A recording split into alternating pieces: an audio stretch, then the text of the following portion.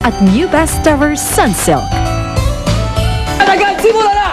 Ang nakaraan sa ang yaman ni Lola. Nasaksihan natin ang tapang, bilis, abilidad at determinasyon ng ating mga sweet reality beauties na siya ngayong mga palaban na challengers ni Lola.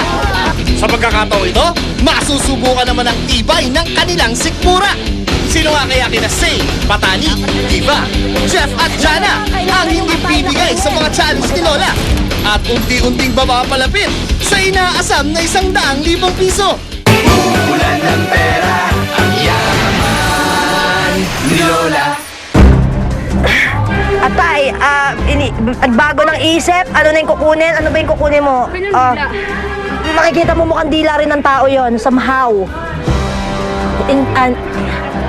Hindi yan, di ba? Wag ho, ay, sorry. Dila. Bawal kamay, Jeff! Nahihirapan talaga ako. Medyo nadiri ako. Kaya yung hindi ko magamit yung ginagawa nila, na ginagamit yung mouth panghawak. Hindi, parang ako, kung ano lang yung makikita ko, yun lang ang kakagating ko. Pag hindi ko makikita, hindi ako mag-e-effort hanapin. Naiiyak na po si Patani, mga kaibigan. Come on!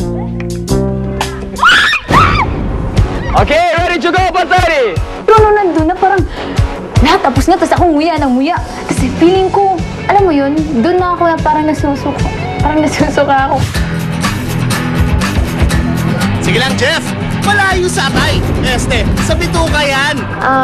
I thought pinakamadidin ako sa mata, pero medyo tolerable pa. Ang hindi ko pinakaya yung intestine.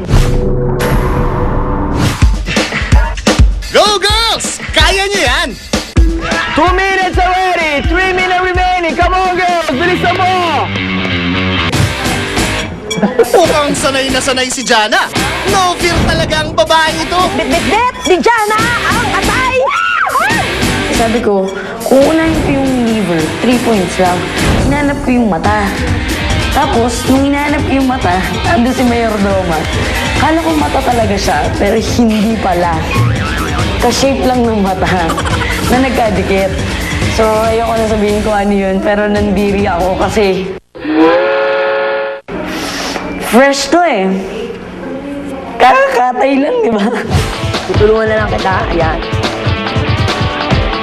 Drink water. Ayan, si Diva, napaka-competitive. Ay, naku! No, yan ay abdo. Naku, yan yung mga body parts. Nasaan? Ito ba yung atay? Di yan, Jana.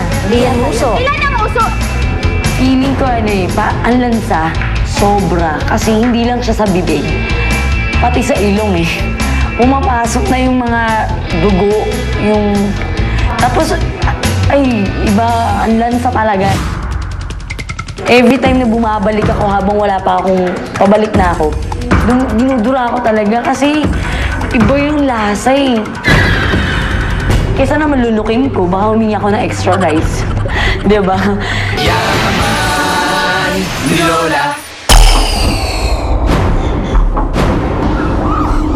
Susunod! Patapos na ang pangatlong pagsubok. Sino kaya ang may pinakamaraming nakuhang lamang loob? At sino ang maha-high blood? Sila ba to?